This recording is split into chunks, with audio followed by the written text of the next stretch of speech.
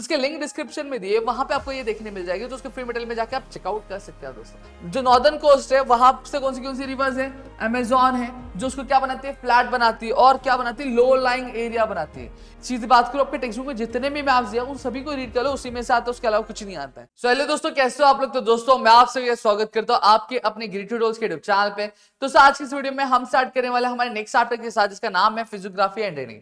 अब इस चैप्टर की अगर मैं बात करूं तो इस चैप्टर में बेसिकली मैं जो है आपकी इसके मोस्ट इंपॉर्टेंट एवरग्रीन जो क्वेश्चंस है वो आज की इस वीडियो में मैं आपको एक्सप्लेन भी करूंगा, प्लस मैं आपको बताऊंगा भी। और इसकी जो पीडीएफ होगी वो आपको कहां पे मिलेगी, वो हमारा प्रदीप गिरी कॉलेज एंड स्कूल का जो एप्लीकेशन है, जिसके लिंक डिस्क्रिप्शन में दिए, वहां पे आपको ये देखने मिल जाएगी, तो उसके फ्री मटेरियल में जाकर आप चेकआउट कर सकते हैं दोस्तों। तो चलिए शुरुआत करते हैं और समझने की कोशिश करते हैं कि चीजें क्या है। सबसे पहली चीज क्या बोला गया है कि ब्राजील इज कवर्ड,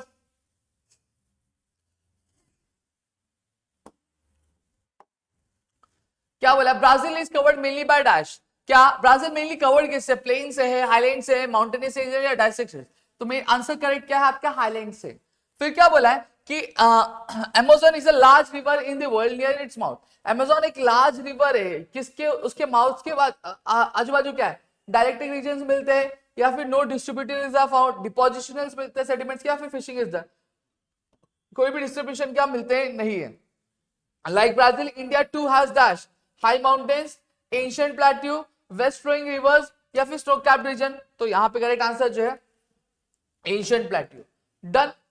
फिर क्या बोला कि the Lakshadweep island of Arabian sea are dash. जो लक्षद्वीप आइलैंड है अरेबियन सी के, वो कैसे आइलैंड्स हैं। अगर यहाँ पे अगर मैं बात करूं तो made from part separated from the main line. क्या वो एक ऐसे आइलैंड्स है जो पहले तो क्या मेन लाइन का पार्ट हुआ करते थे,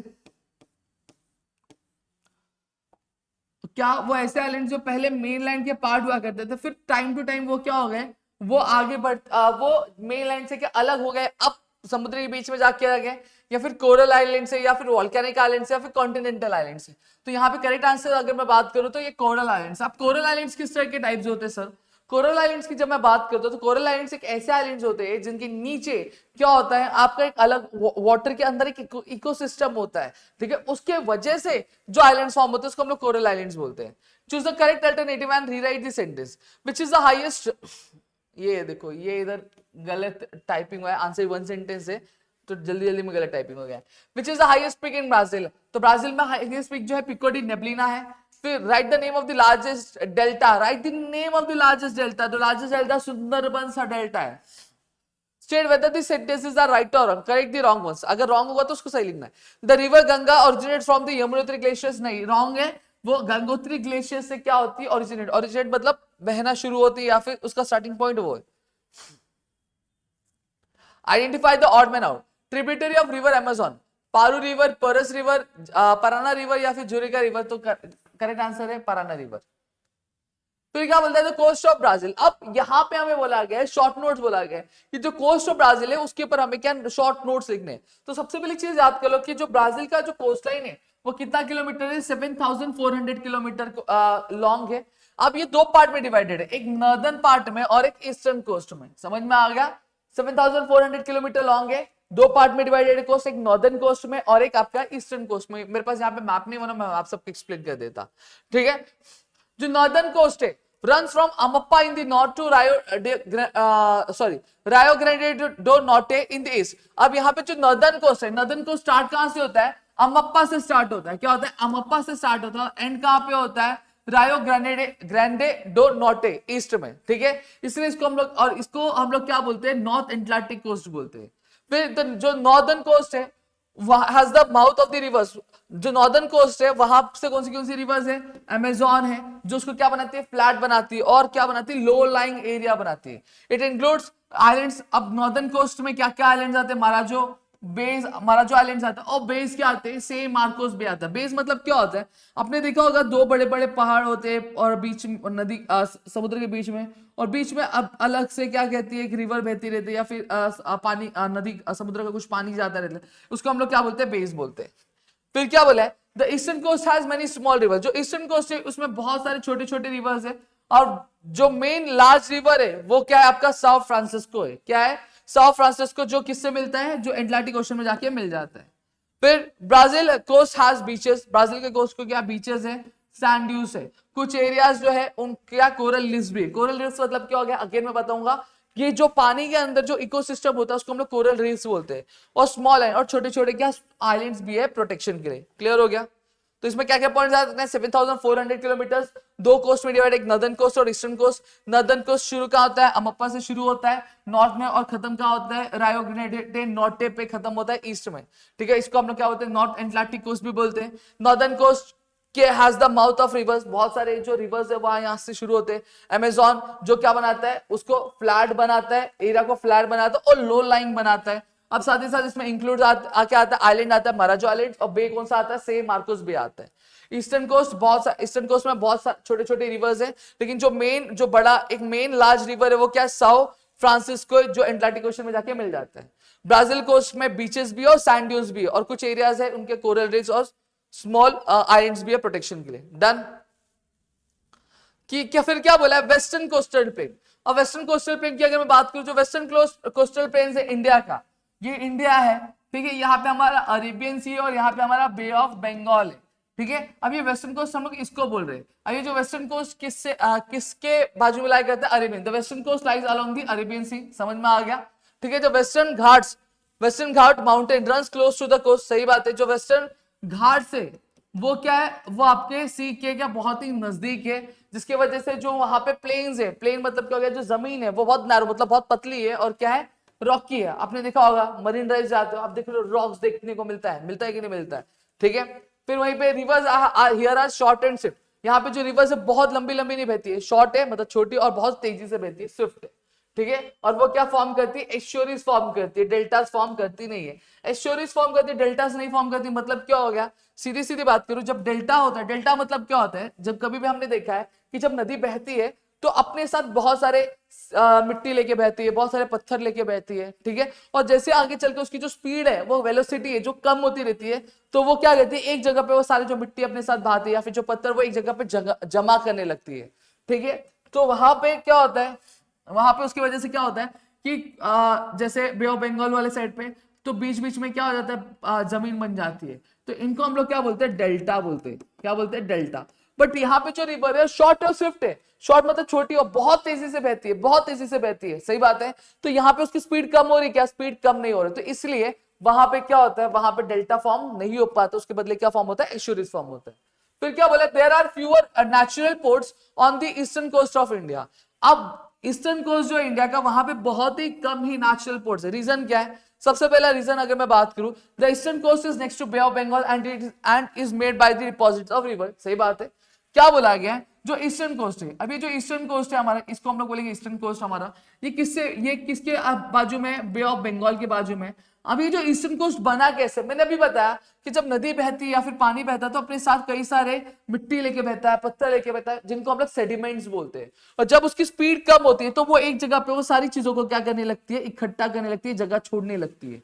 ठीक है, तो वो एक मिट्टी आई, दो मिट्टी आई, फिर उसकी वजह से वो कंटिन्यूस वर्क की वजह से क्या फॉर्म हो जाता है, एक जमीन फॉर्म हो जाती है। तो वैसे ही बोला है कि जो ईस्टर्न कोस्ट है वो इन जो रिवर्स के जो डिपोजिशनल वर्क है उसकी वजह से फॉर्म हुआ है।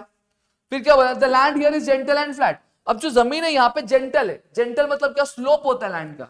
ठीक है, ये जो स्लोप होता है, ऐसा स्लोप होता है, इसको हम लोग स्टीप स्लोप बोलते हैं, और एक ऐसा स्लोप होता है जिसको हम लोग जेंटल स्लोप बोलते हैं। समझ में आ गया?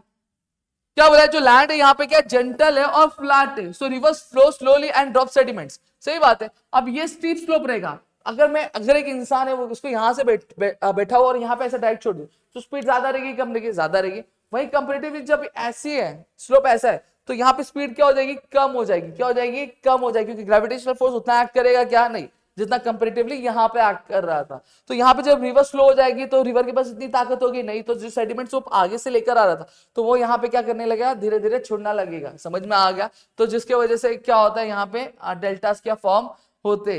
ठीक है, and makes the coast shallow. फिर a natural port needs a deep sea and an intended coast curved और अनइवन कोस्ट लाइन। सही बात है। अब अगर किसी भी जगह को अगर पोर्ट बनाना है तो वहां पे क्या चाहिए, डीप सी चाहिए। क्या चाहिए, गहरा, अंदर गहरा पानी चाहिए। लेकिन यहाँ पे क्या कर रहे हैं, रिवर्स सेडिमेंट्स लेकर आ रहे, डिपॉजिट कर रहे, तो नीचे भी क्या हो रही है, जमीन फॉर्म हो रही है। तो ये एक मेन रीजन है जिसकी वजह से वहां पे क्या होता है, नेचुरल पोर्ट्स फॉर्म नहीं हो पाते। फिर क्या बोला, explain the characteristics of the north Indian planes. North Indian planes की कैरेक्टरिस्टिक्स यहाँ पे हम लोग देखेंगे, बहुत इजी, कुछ नहीं है, सीधी सीधी बात बताओ। सबसे पहली चीज लोकेशन याद करो, लोकेटेड कहाँ पे। तो यहाँ पे अगर मैं बात करूँ, ये हमारा फॉर एग्जांपल ये पूरा इंडिया का मैप ले, इंडिया है,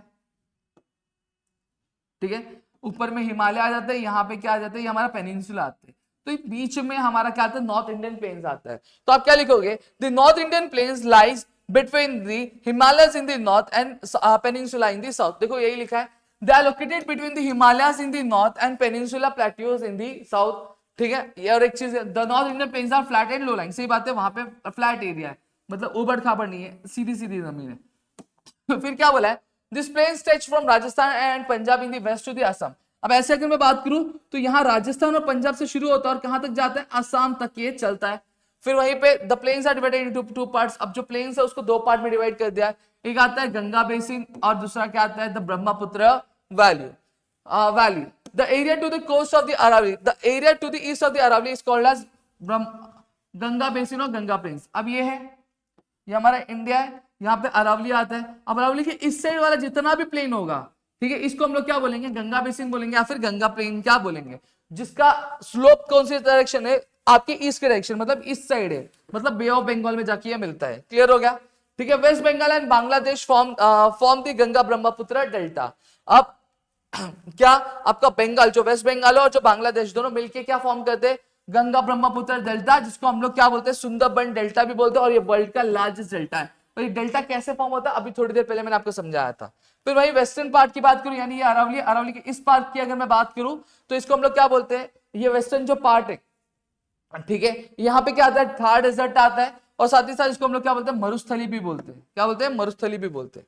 फिर to the north of the desert there are the Punjab plains formed by the deposit of from the river Sutlej river. क्या बोला गया कि जो डेजर्ट है, ठीक है, अब ये राजस्थान है, राजस्थान के ऊपर वाले पार्ट में क्या है, पंजाब से, पंजाब ये जो प्लेन है फॉर्म कैसे हुआ है, ये रिवर सतलज जो है, रिवर सतलज के डिपोजिशनल वर्क की वजह से फॉर्म किया, और उसकी ट्रिब्यूटरीज मतलब उसकी जो ब्रांचेस है उसमें से जो अलग अलग नदियां बनती है उनकी वजह से ये क्या फॉर्म हुआ है, ठीक है। ये स्लोप कहां करता है, ये स्लोप वेस्टवर्ड करता है, ठीक है, और लोकेटेड क्या है, अरावली के वेस्ट साइड लोकेटेड है। क्लियर हो गया। और यहाँ पे अगर मैं बात करूं, जो सॉइल है बहुत ज्यादा फर्टाइल हमें देखने मिल जाती है। क्लियर है। पहला याद कर लोगे कि लोकेटेड कहां पे, ठीक है, शुरू कहां से होता है, खत्म कहां से होता है, कितने पार्ट्स में डिवाइडेड है, दो पार्ट में, गंगा बेसिन और ब्रह्मपुत्र वैली, ठीक है। इस तरीके से आपको क्या यहाँ पे याद करना, फिर गंगा बेसिन का 2 पॉइंट याद करना, ब्रह्मपुत्र वैली का 2 पॉइंट याद करना।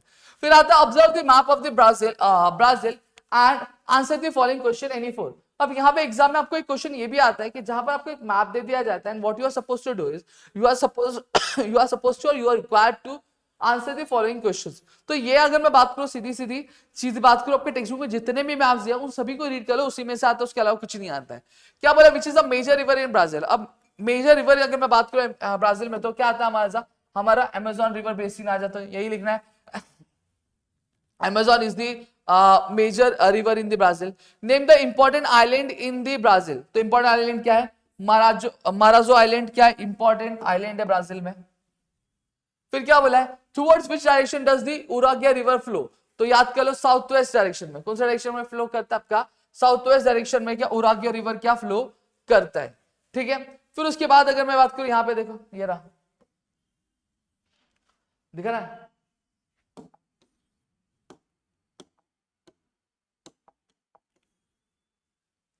साउथ वेस्ट डायरेक्शन में flow. South Francisco river terminates into विच ओशन। साउथ फ्रांसिस्को रिवर आगे जाके मिलता है किस पे, तो यहाँ पे साउथ फ्रांसिस्को हम लोग ढूंढेंगे, तो साउथ फ्रांसिस्को में यहाँ पे मिल गया, देखो ये यहाँ से नदी आ रही है, आ रही है, सॉरी हाँ, यहाँ ये नहीं है, ठीक है। देखो ये जो रिवर है, ये रिवर यहाँ पे साउथ फ्रांसिस्को यहाँ से आया, ये यहाँ पे भी मिल रही है, तो यहाँ हाँ यहीं पे जाके क्या हो रही है, मिल जा रही है। तो ये कहाँ पे आपके साउथ एटलांटिक ओशन में मिल रहा है, ठीक है। Name any one river meeting the north Atlantic ocean. कोई भी एक रिवर का नाम बताना है जो क्या कर रही है, जो आपके नॉर्थ एटलांटिक ओशन में जाके मिल जा रही है। तो बहुत सारी है, जैसे अमेजोन रिवर बेसिन है, ये आपको मिल जा रहा है, देखो अमेजोन रिवर बेसिन है। फिर अगर मैं बात करूं आपका क्या परिनिब्बा या फिर परनेब्बा रिवर है, जो यहाँ पे क्या मिलती हुई दिखाई हमें दे रही है,